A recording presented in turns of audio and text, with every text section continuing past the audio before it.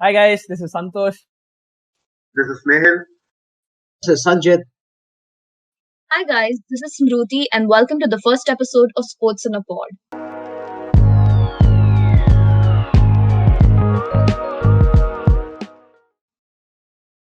We've named this episode as the elevator pitch, and it was named that for a reason. There will be a lot of people like us who want to achieve big in sports, but then we personally think they would be unclear on the approach or the method to the madness to it. So we just are hoping that this episode would give you that push of confidence to open up about your dreams to your parents. So it will be helpful for you too. So why don't we just share about or elaborate about how sports became this integral part of your life to the point you started consider it as a potential career.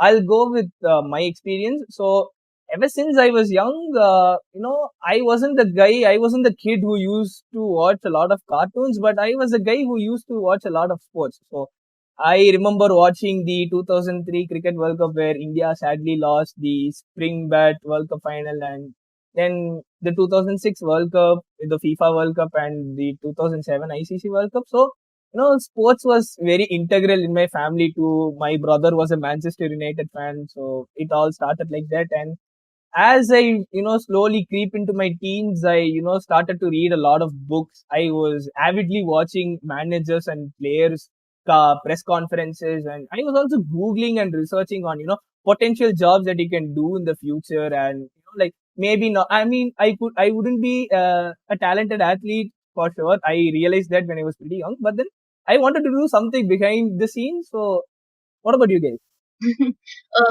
Santhosh, I agree with you when I say that I can't pinpoint an exact moment where sports became so important for me that I considered it a potential career aspect. It was always something that intrigued me. I enjoyed it a lot. I'm a Barcelona fan, so I enjoyed watching Messi.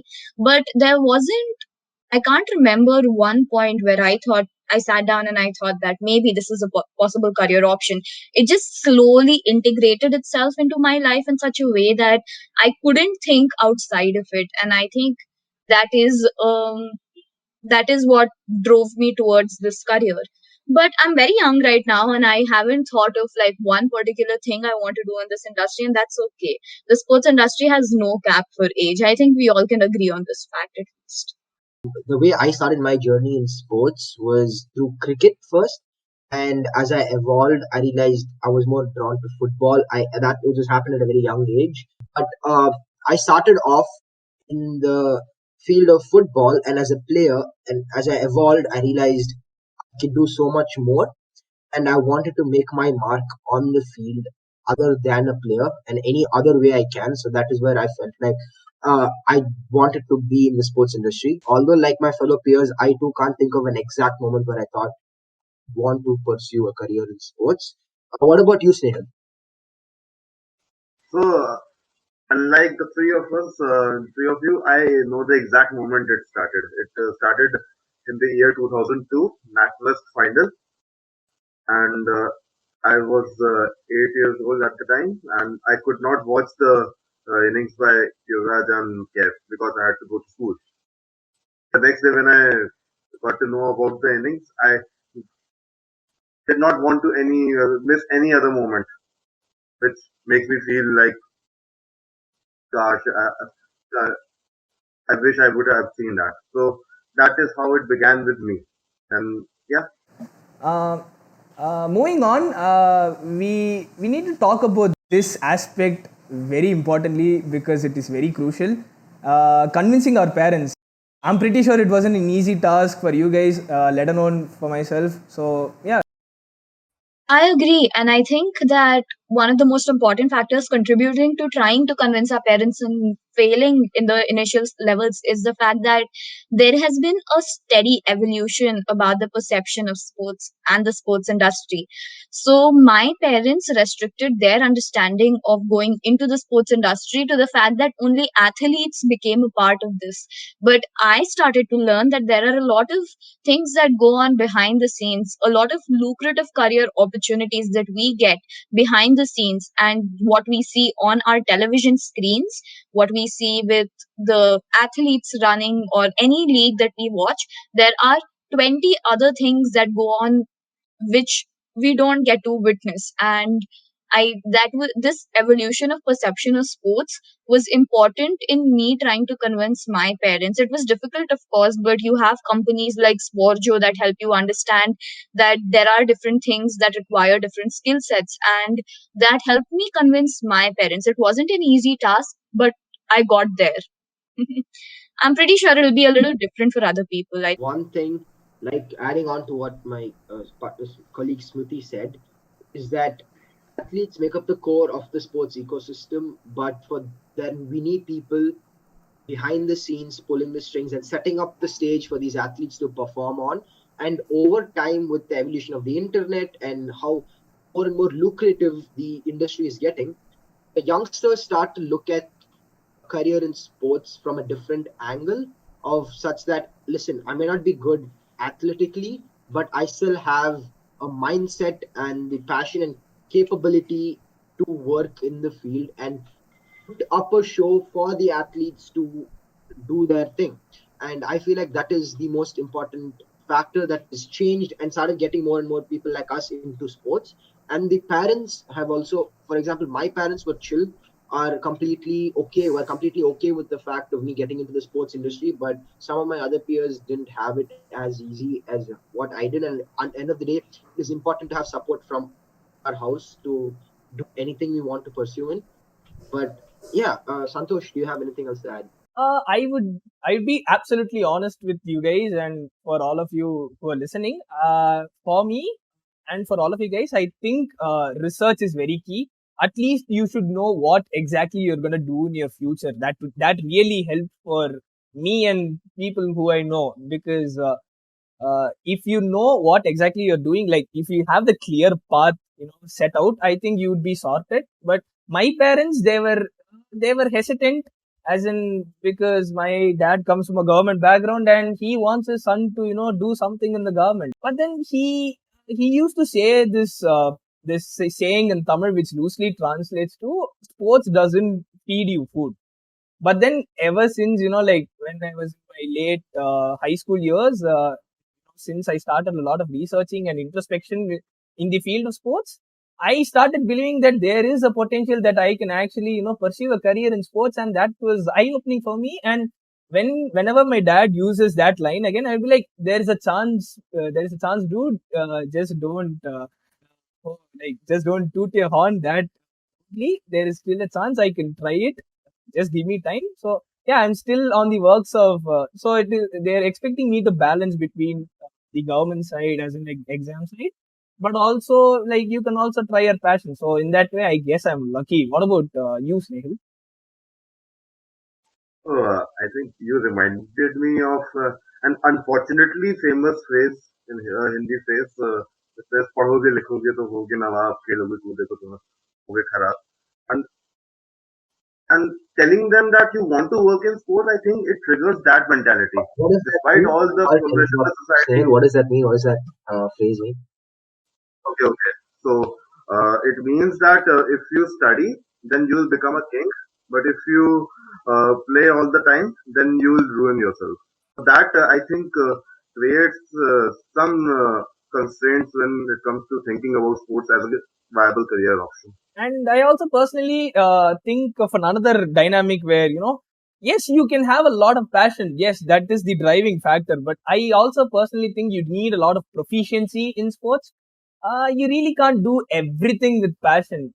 Yes, it gives you that intensity and that mentality to achieve big, but you need to know the inside out of whatever sport you're trying to specialize in. For example, if it's football, you gotta know your favorite team's sponsors. You need to know who are the people who are working behind the scenes, who's your coach, I mean, who's your back end stuff. I mean, I at least do that.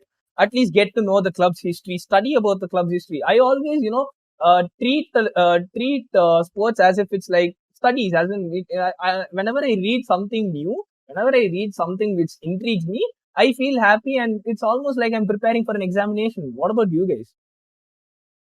So I think that While sports is, as an industry, is as niche as it gets, it functions like any other business. So you need those conventional domains such as sales and marketing, sponsorships, operations, event management, talent management, data and analytics, technology, media and journalism. So all those skills and all those domains are relevant in the same way. And working in the sports industry, I believe, gives you that opportunity to blend in that passion which you have along with the proficiency which you have gained through your education system and through your work experience. I agree with what Snehal says. That makes absolute sense. And I agree with what Santhosh says as well. You can't just have proficiency in sports. I mean, you can't just have passion in sports. You also need proficiency as Yeah, I actually well. tried this out with one of my friends. Before we recorded this podcast, like I don't know 2 3 days ago, I just told them to ask out to their parents saying that that they want to pursue a career in sports. They are different as in like they're physics students, but then just dropping it like a casual bombshell to their parents. And what was the outcome of that whole discussion? Their parents completely disagreed, saying that they want to pursue a career in sports because they weren't specific on what they said. I just told them to say I want to pursue a career in sports. Maybe if I said that like this field in sports, maybe they would have agreed. So that is how proficiency helps you actually, at least not for others but for yourself. It gives you the clear path of what you're actually going to do. Let's talk about people who helped you, who motivated you, who were the supporting systems when you said that you want to pursue a career in sports, even though you're not clear about it. Just before I get into that, I would really love the point about proficiency and passion. And to give you guys an example, what exactly we're talking about. All of us here are football fanatics, cricket fanatics, with WWE for Snehil, and all of us really, like many other passionate fans throughout the world, follow everything, watch every match, know everything about the match, the players, the statistics, and so on and so forth. But that alone is not enough to get into the industry. What you need is to figure out why what happens. And let's say, for example, you watch a football match. What are the implications behind the scenes? How is it improving the economy? How are they getting the money to put on the football match in the first place? When it comes to WWE, how are they getting the broadcasting rights? What is the impact of that broadcasting right on that particular region? How does it work across multiple regions? So these are all knowledge that you get once you look beyond the sport. And the sports industry, end of the day, you need to play the sport to make money. But for that to exist, like I said previously, you need people behind putting that together. And coming to one person that has supported me, I think I would say my entire family, because they knew how passionate I was. They even gave me a year off just to pursue football. Unfortunately, I couldn't make it, but it's still I'm still thankful to them for giving me that opportunity to pursue a, possibly a career as a player. But then I realized I still love the sport so much that even with failure or success, I'm still gonna stick by it no matter what. And yeah, guys. So I thank you guys for asking me that because I feel good just talking about it. Yeah, I'm sure that's the case for like all of us. I personally want to thank two, three of my friends who shared this passion for sports and told me that I can consider it a probable option for a career. And my family obviously agreed with it and motivated me afterwards. But the people who helped me initially were my friends. And I think friends is common for Santosh and I, initially at least. Yes. So, like since you given me that link, I would say that my friends, it was completely very different because my friends, I literally ask them because whenever I feel doubtful, whenever I have a question, whenever I feel like a mental block or something, I would always talk out to people. It would help me a lot.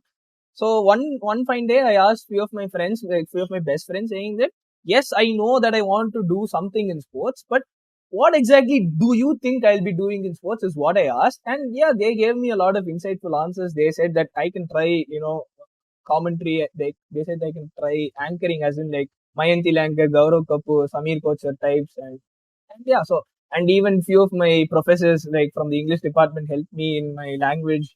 Few of my friends suggested me to try radio and stuff. So yeah, I'm actually currently doing that for my college too. What about you, Snehil?